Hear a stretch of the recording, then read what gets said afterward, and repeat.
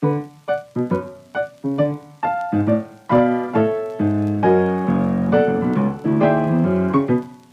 spiritual question in the work that we do is, what are we going to do with the time we have left, knowing that we can't control the time we have left? And so that goes to meaning, purpose. It goes to our search for that, as you identified. It goes to the fact that at a stage in many of our lives, we don't need any more stuff. I got enough stuff, but what I really need to collect is my legacy.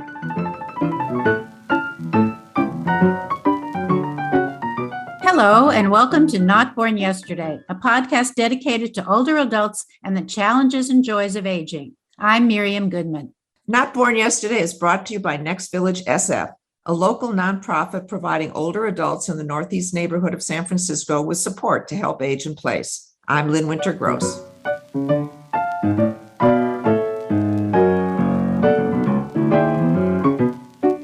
Today on Not Born Yesterday, we're going to talk about spirituality. Now, don't turn us off because you think you're not religious or that this topic is not for you. It turns out that many older adults turn to spirituality as they age because we become more aware of our own mortality and ask how we can live with meaning. Who am I? Why am I here? Our guest today, Rabbi Richard Address, has written that these are questions that guide us or haunt us our entire lives. As we age, these questions take on new relevance, all the more so as we face the challenges of aging. We see the health of our parents and loved ones decline. We're living in a difficult economy. We are becoming caregivers while struggling with our own issues of health and wellness. Where do we turn for guidance in navigating these uncharted waters? Where do we now seek meaning in our lives? Rabbi Address is the founder and director of Jewish Sacred Aging and produces a podcast called Seekers of Meaning. Although he's a rabbi, he believes aging and spirituality are central to family and communal life for people of all religions or no religion at all. Rabbi Address, welcome to Not Born Yesterday. Hi, nice to be with you. As Miriam and I research topics and issues dealing with successful aging, we often come upon the term spirituality. And I suppose, like many of our listeners, we don't really understand what it means. How do you define spirituality? Yeah, spirituality, it's a great word, overused. Translate that into something that I can understand is, this is the way I live my life. It's the things in my life every single day that give me sense of meaning and purpose. And some people define that as an intense personal relationship with a god or gods. Other people define spirituality as, sitting looking at the ocean or being in the mountains or listening to a beautiful piece of music. Or it's very, very personal, and that's the key. That's one of the problems. Personality spirituality is very personal, very personal. Does one have to be religious to feel spiritual?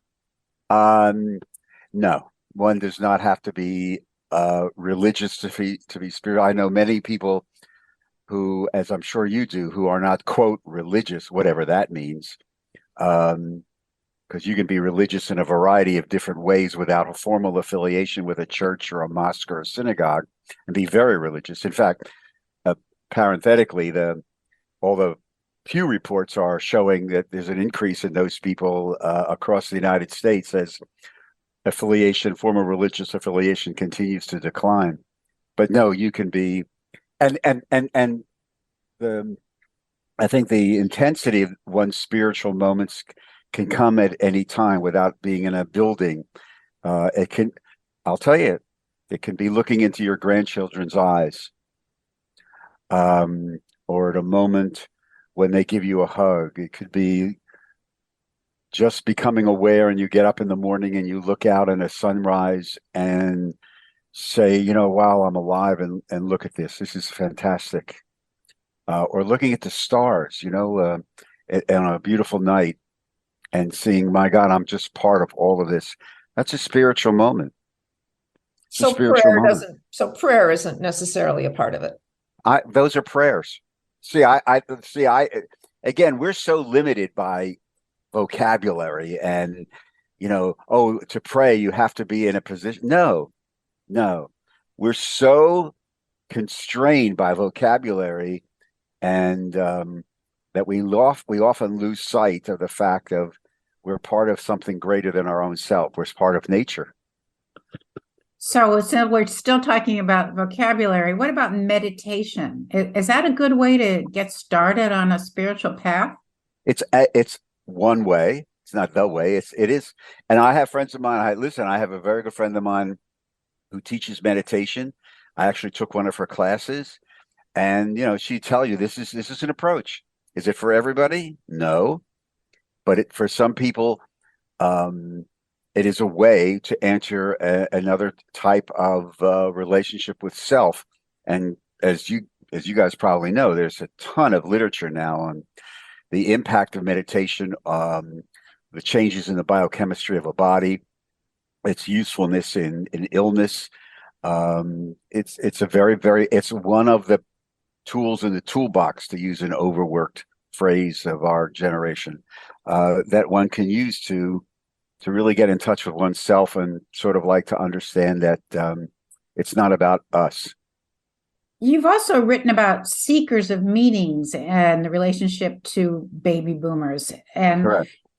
Can you tell us how this age group is changing the search for meaning? Oh, I think that the baby boom generation, and most of us are now, the first stage baby boomers are well into our 70s, and the late stage baby boomers, the people born at the end of that generational shift in the early 60s, are well into their late 50s, approaching 60. Because of the way we were raised, because of the generational shift as we grew up in post World War II, and a lot of the issues that surrounded our generation as we move forward, from the impact of healthcare, vaccinations, longevity, longer lives, social justice issues, the total restructuring of American society, although some of it's being marched back. We've tried to reinvent things along the way. So why right now, for example, which speaks to your podcast, why right now amongst us is the topic of end of life and death has just exploded. Why? Because, as you talked about in your introduction, we become very painfully aware of the reality of our own mortality. When we teach this is really Genesis chapter 3, but that's another podcast for another time. And we want to, and since we've reinvented almost everything along the way, we're trying to take control over death, even though on a very, very powerful subconscious level, we realize we can't control that. And we can't control, as we teach in many of our workshops, the one thing that no matter how much you pray, whether you're uber religious or nothing, but you can't control time. See, time is the one thing we can't control. And we begin to realize that as we get a little older. And so, as you correctly identified at the beginning, once we realize that, and for some people it's on a very deep subconscious level, not necessarily a conscious level, we figure, well, what the heck are we going to do with this? So the spiritual question in the work that we do is, what are we going to do with the time we have left, knowing that we can't control the time we have left? And so that goes to meaning and purpose. It goes to our search for that, as you identified. It goes to the fact that at a stage in many of our lives, we don't need any more stuff. I got enough stuff, but what I really need to collect is my legacy. And because that reality of mortality is very, very painful, and I will bet you my Phillies tickets, now worth something, as a Philadelphian, that just about everybody who's going to listen to this podcast knows somebody who thought they had more time. It raises three questions, which are the only three questions that matter. Why was I born? Why must I die? Why am I here? That's it. That's the ball game.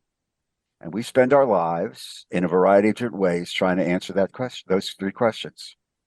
And we do so in different stages, but especially as we get a little older and the reality of time and the reality of our own mortality begins to sink in, those three questions become really, really, really important, I believe. You mentioned that all religions seem to have some things at the basis that's the same. And I would assume that honor your parents is another one of those issues that all religions pay attention to anyway. So I just wonder how you think spiritually the challenges and pressures of being a caregiver to aging parents might apply. Caregiving it's a new life stage. And as you know, it's not a life stage that a lot of people enter into voluntarily. A lot of times it just comes with a phone call. And all of a sudden, whoops, your life changes. And it can last years. If people you may know caring for somebody with dementia or Alzheimer's, it can last years. It all comes down in the Judeo-Christian tradition from the fifth commandment, honor your father and mother. Some of you may have had this situation. I remember doing this, not with my dad, but with my mom, and taking her to a doctor's appointment one day, and she was starting a decline, and helping her out of the car and reaching around, and for the first time actually feeling like the bones in the back of her shoulder and arm, and realized that this larger than life, and my mother, believe me, was larger than life, person is now entering this fourth stage of life of frailness. And there was not so subtle shift in the relationship between parent and child. That's a spiritual moment. That's a spiritual moment. We don't teach this enough, but that is a profoundly spiritual moment, because as that parent goes into that stage of life, we enter another stage of life as well. That's why we talk about caregiving as another life stage. Fascinating stuff. Very profound, very real, very spiritual. For both the adult child and the parent that's been given care to. Oh, absolutely. Oh, this is, again, we don't teach this enough because we've medicalized so much of it.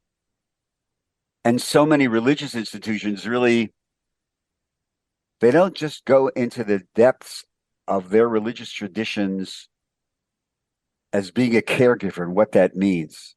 It's very profound. It's very spiritual for all, and it's a family systems issue, Lynn.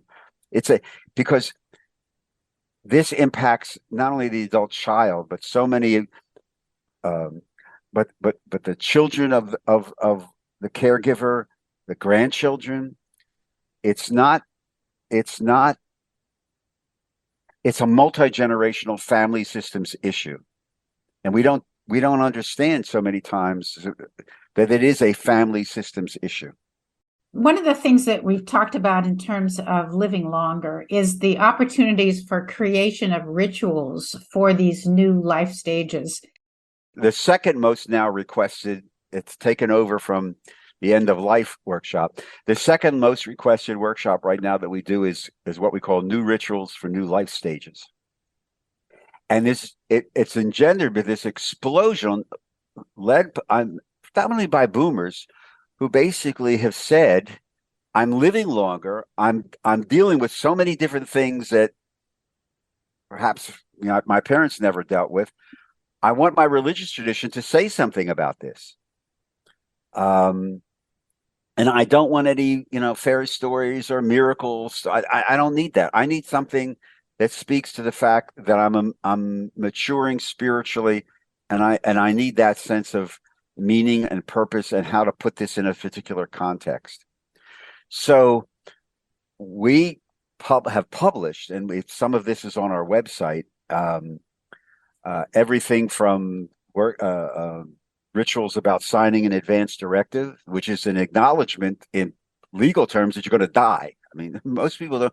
You sign that advance directive, healthcare proxy, You're saying, yeah, I'm going to die and here are my wishes. Well, that's a spiritual. Most people do it in the sterility of an office. And what's amazing is there's no congregation that I know of that could make available to a member a little prayer, which we have. We wrote it, or some of my students wrote it, which basically says, thank you for the ability to make these decisions. And I hope that my family will honor these decisions if I'm no longer to make them known, and put it in context, the spiritual context. Other rituals that we published and work on older adult cohabitation, not that I'm sure happens where you live, but in Jersey, it's been known to happen that people 70s, 80s, 90s, they get together. They don't want to get married, but they want their religious person to make a blessing or somebody just saying, hey, it's not good to be alone. We found each other. And so for as long as may we have strength and health and love. The blessing called Simchat Chochmah in Hebrew, which means the celebration of wisdom, which basically says it's done by people who reach a certain age who basically say, hey, I've lived to 70, 80, 90, and let me look back on this life and give thanks that I have this great experience, and let me be reminded that love and friendship are not just for people who are young, which is true. There's one on that which the removal of a wedding ring after a year of mourning. Not for everybody. The one that's gotten us into most trouble that I started writing about a dozen years ago was the redefining of adultery in light of Alzheimer's and dementia. The rituals are very, very, very powerful. There are these explosion of new rituals. And again, it goes back to I'm living longer. I'm experiencing these things, relationship changes, physical changes. What does it mean? What does it mean? Okay, I just want to thank you so much for at least your attempt to explain spirituality so that all our listeners can understand it and see where it fits in their lives. And we really appreciate your time. Our guest was Rabbi Richard Address. Thank you. Thank you.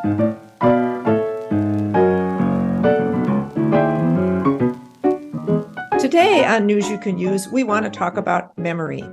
All through our lives, we forget things like where we put our keys, what's on our schedules, and people's names. Remember that phrase we often use when we forget something? I'm having a senior moment. Making it seem like it's only for seniors who forget things. Actually, we advise against using that phrase, even if we use it on ourselves. We prefer the term delayed recall, as that's what's often the situation. You can't remember the actor's name right now, but perhaps you will in a few hours. Just think of your brain crowded with so much information, it takes a bit longer to pull it up. In reality, we forget things at all ages. But the older we get, the more we worry about this forgetfulness and wonder, are these signs of a serious problem? It's important to know the difference. The National Institute on Aging has issued a guide which can help us tell the difference between normal aging and serious memory problems. Here are some examples. Normal aging. About half the people over 65 say they think they're more forgetful than when they were younger. However, this is not necessarily a sign of dementia. Normal aging means forgetting a friend's name or not remembering a lunch date is something that most people without dementia do from time to time. Making a bad decision once in a while, forgetting to pay a bill, confused as to which day it is, but remembering later, losing things from time to time and then finding them. Not just normal aging. You or someone you know has serious memory issues if they're constantly making poor judgments and decisions, have frequent problems taking care of finances, seem to lose track of the date or the time of the year, have trouble having a conversation, misplace things often and they're unable to find them, repeat questions or tell the same story over and over. Such situations may understandably trigger feelings of anger and defensiveness. They can also produce anxiety, which in turn can make anyone more forgetful. While most people who are forgetful don't have dementia, a professional assessment can help. In some cases, medications or other environmental factors may be contributing to somebody becoming forgetful. Dosages can be adjusted or new treatments prescribed. Medical and mental health conditions like depression or a deficiency in vitamin B12 can also make someone forgetful. These conditions are treatable and reversible. So don't start worrying unnecessarily because you forgot the name of your favorite singer or even a friend's birthday. At the same time, don't ignore major changes in memory or thinking. If you notice you or a friend has serious memory problems, you should seek medical help. But if you just forget things only once in a while, relax. You'll remember what you forgot. If not, there's always Google.